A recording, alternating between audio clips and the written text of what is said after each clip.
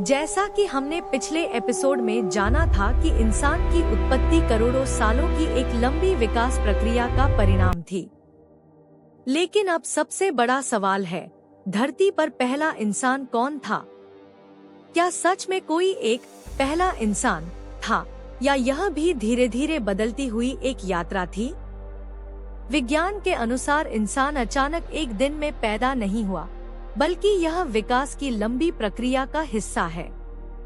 वैज्ञानिक मानते हैं कि आधुनिक इंसान यानी होमो सेपियंस लगभग 3 लाख साल पहले अफ्रीका में विकसित हुआ।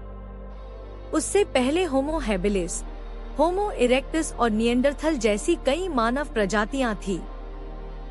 इसलिए विज्ञान यह नहीं कहता कि कोई एक दिन अचानक पहला इंसान धरती पर आया, बल्कि धीरे धीरे पीढ़ियों के बदलावों के बाद हमारे पूर्वज आधुनिक इंसान जैसे बनने लगे।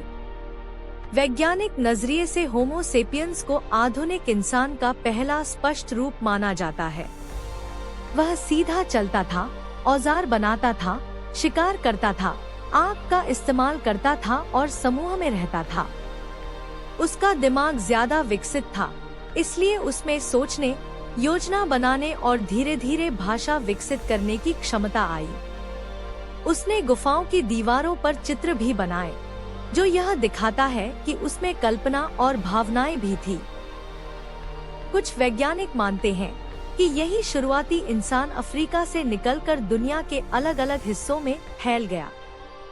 लेकिन धार्मिक ग्रंथों में जवाब अलग मिलता है।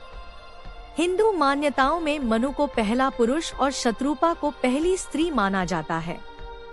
बाइबल के अनुसार पहला इंसान आदम था और फिर हव्वा से मानव जाति की शुरुआत हुई। इस्लामी मान्यता में भी हजरत आदम को पहला इंसान माना जाता है। यानी विज्ञान कहता है कि पहला इंसान विकास की प्रक्रिया से आया, जबकि धर्म कहता है कि पहला इंसान ईश्वर की रचना था। शायद यही इस रहस्य की सबसे दिलचस्प बात है।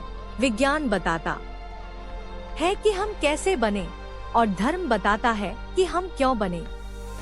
और अगले एपिसोड में हम जानेंगे कि वह पहला इंसान दिखता कैसा था और उसकी जिंदगी कैसी थी।